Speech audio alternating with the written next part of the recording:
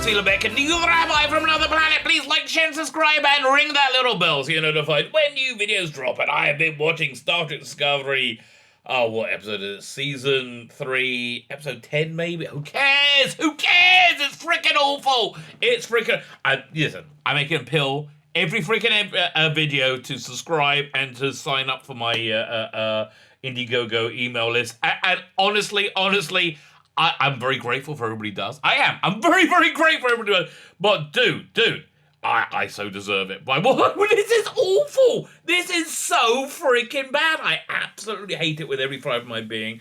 And I think the reason I hate it is because I quite like Star Trek. And this week they excel themselves.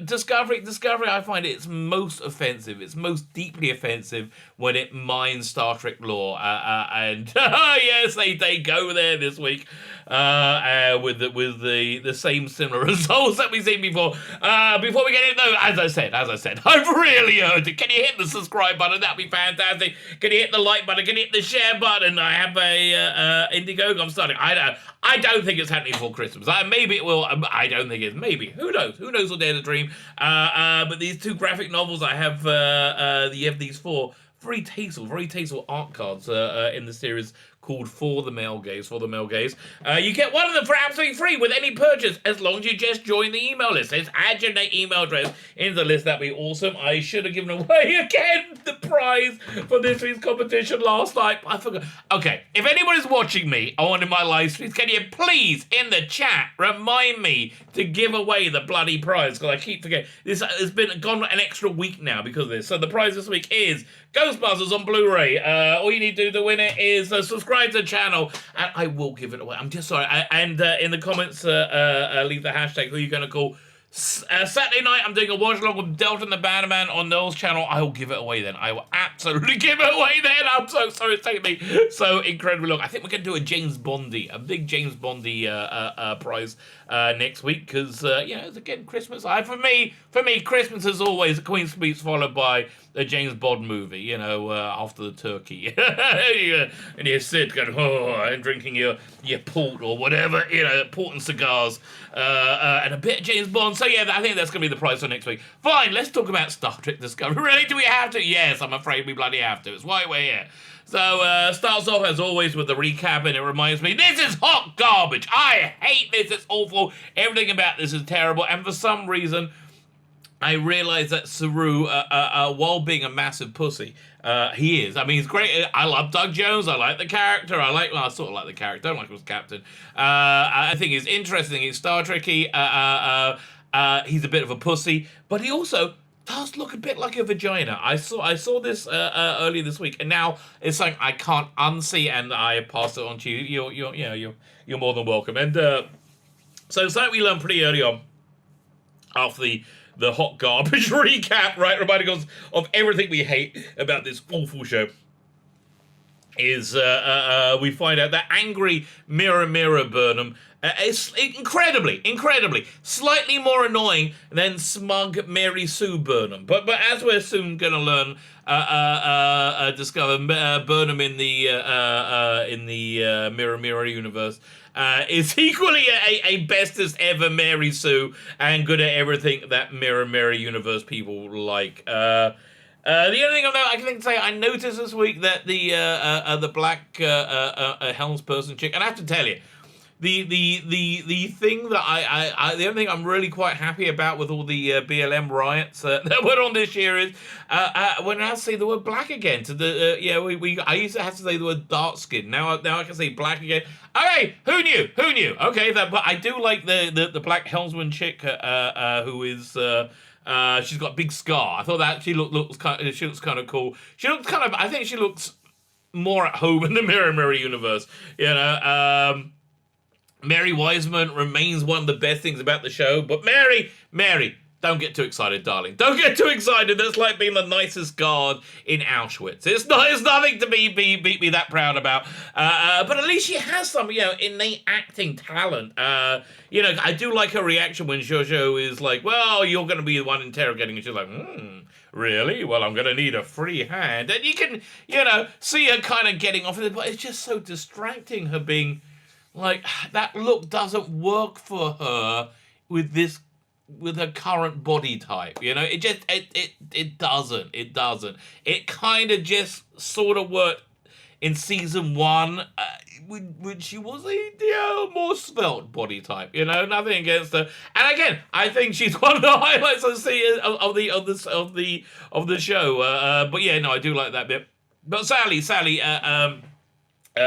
even though she's got some, innate acting talent and best part of the show, one of the best parts of the series, she's still sadly one of part of the I would say the most weakest, most entitled generation of all time, with f-bombs everywhere and an average Twitterage. So alas, as one of that vacuous, empty generation, she has zero idea what Star Trek is about, or indeed, simple concepts like altruism or delayed gratification. I don't think she gets any of that stuff. And then we get the titles, and they're all dark and mirror university. So one of the clever things Discovery did, I'm pretty sure this is Brian Fuller's idea, because it was a clever idea that Discovery did, was the titles, instead of being like, light lettering on dark background or spacey background, they inversed it, right? So you had all these negative shots. So they inverse the negatives. Now it's all dark, light on dark again. Whatever, who cares?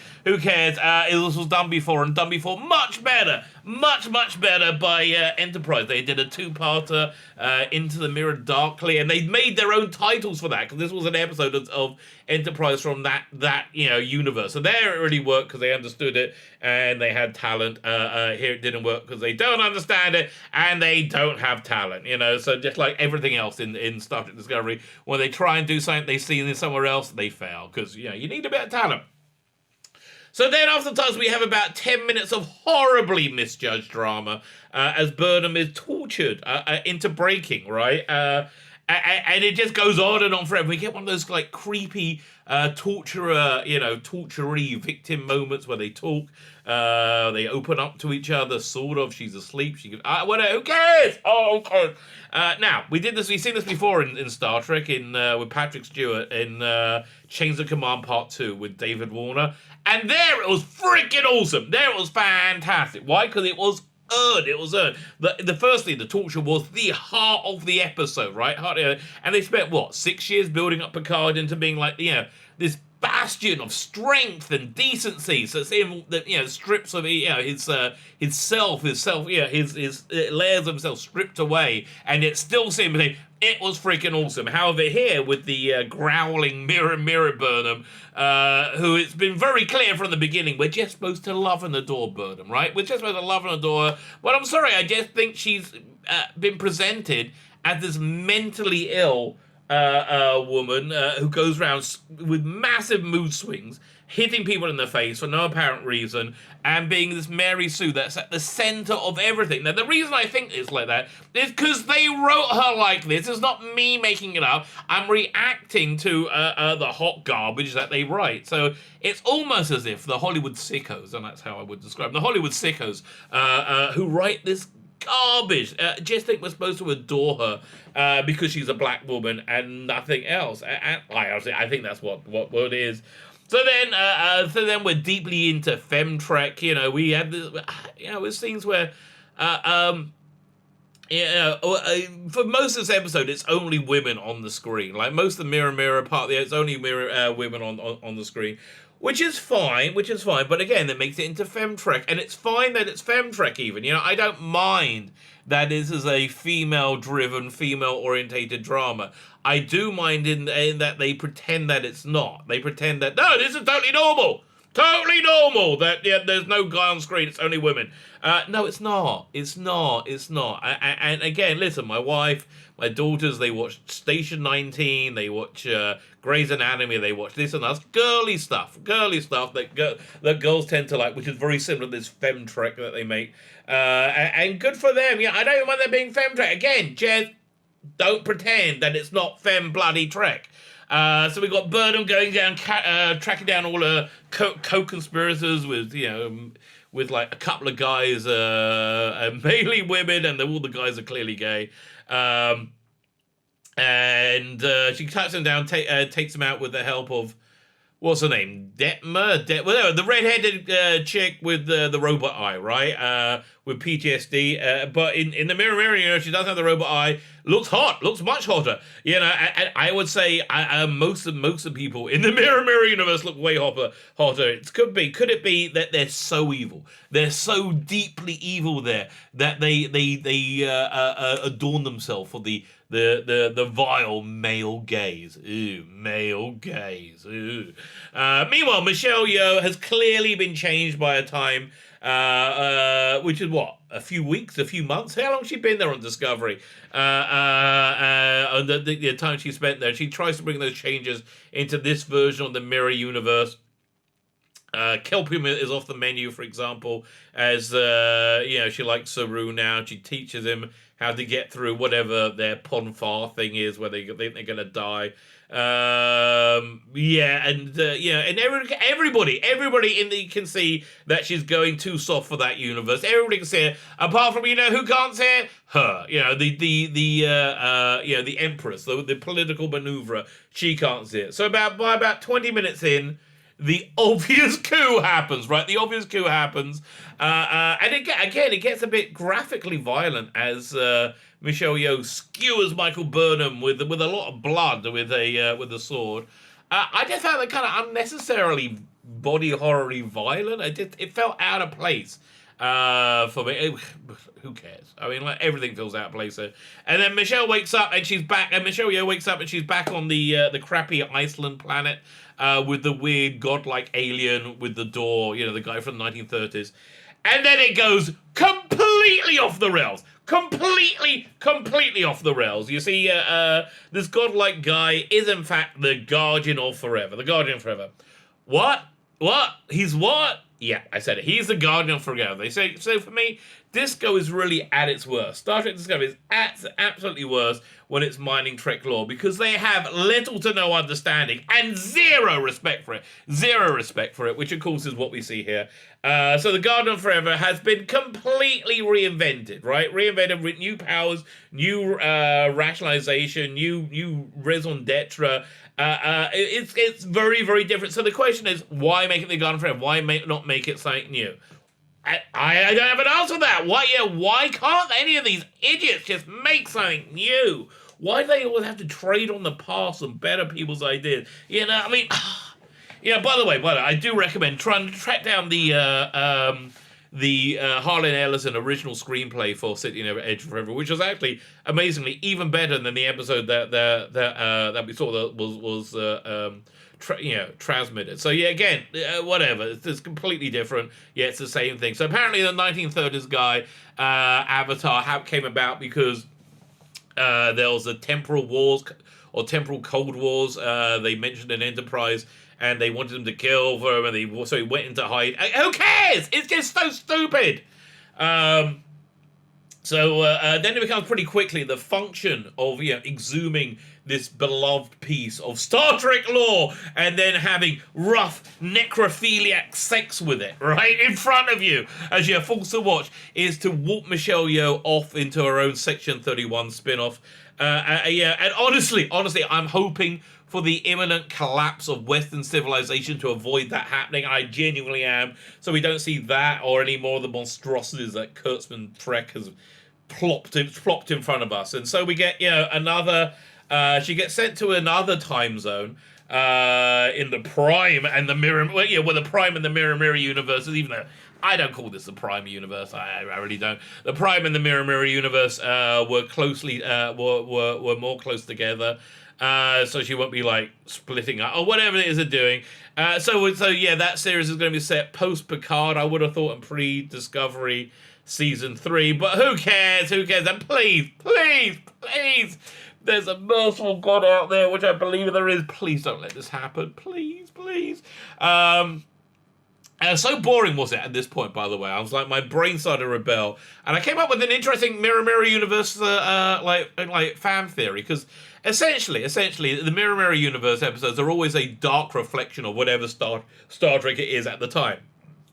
But when you think about it, it makes zero sense that you have this evil universe and just happenstance lines up that Kirk, Spock, McCoy, and everybody end up on the Enterprise in the Mirror universe and the the original series universe, the Prime universe, at the same time. But let's say they do. So let's say that happens, and then there's virtually less than zero chance that 100 years later or so, then you're going to get Nog and Cisco around Deep Space Nine, or Terek Nor, or whatever they're going to call it, because the timelines will have verged off in too radically, and it's unlikely that Deep Space Nine would even exist, or Cisco, right? So I had this idea that mirror universes are actually created by the transporter accident, right? It's like a mirror universe that they create based on the universe at the time. So that would actually make more sense. With that theory in place, it doesn't make any sense that Michelle Yeoh's being sent back to an earlier time where the mirror universe was closed, because they're obviously there are many different universes, right? But who cares? Who cares? Nobody cares. It was just a fan theory to stop my central cortex leaping up and strangling my brain so I wouldn't have to watch any more of this Drek. And then, the Drek got Drek, yeah. It went full on Star Trek Discovery. Before we get there, we stopped off at the season plot. And we haven't seen Tig Notaro for a while. So she makes an appearance, but the appearance that she makes is obviously with the LGBTQI ghetto, because they can't separate those people out. They're trying to work out where that Kelpie. Oh, who cares? The source of the burn, whatever. Then Idris Elba, cut price Idris Elba shows up, and he's got this magic piece of emerald chain technology. They didn't strike me as being too technologically advanced. It's magical piece of tech that solves whatever. Who cares what problem they have, right? Michelle Yeoh goes through the Garden of Terror. I do quite like the recreation of that. That looked pretty. Although they make it look like a lot like the Time Tunnel, right? Which was contemporary from about the same time. And then what do we get? Well, of course we get what we expect to see in Star Trek Discovery. Lots of crying and hugging in space. Yes, lots of crying and hugging, because everyone is very, very sad that the super bitchy Michelle Yeoh has left them. And now they're all crying for some reason. I don't know. No, in real life, when the office bitch leaves, when the office bitch goes and finds another job, everybody goes, "Oh, thank God!" and they parted. Not so here, because everybody loves everybody who's a woman, because this is Star Trek Discovery, and I just hate it. I hate this fem trek. Okay, I hate it. Hate watching it. It's useless. It's awful. It's garbage. And it's over another 3 weeks. Yay! Look, at least I got Mandalorian to watch later to help salve it. And the next couple of weeks they're dropping The Expanse weekly. Thank God for that. I might do a review there. But I kind of Expanse is one of the shows I'm not a super fan of. I'm not a crazy super fan of. I like it a lot. But I kind of watch it as enjoyment rather than work. Yeah, I watch this as work because, oh boy, it's a lot of work. So there you go. It's my review of Star Trek Discovery, Season 3, Episode 10, or whatever, called Terra Firma Part 2, maybe. Okay, took about 3 people to write this garbage as well. Really? I mean, like, what? What were they doing? What are they doing? Blows my bloody mind. So there you go, Star Trek Discovery. It's awful. Don't bother. You know what you should bother doing instead? Firstly, click the subscribe button. I told you, freaking earned it this week, mate. And secondly, go to my Indiegogo. The link is in the video notes, and add your email address to the list. Thank you very much. My name is Ian Beck, and you are Rabbi from another planet. Please like, share, subscribe. Have yourselves a fantastic weekend, and give yourself a bit of festive cheer.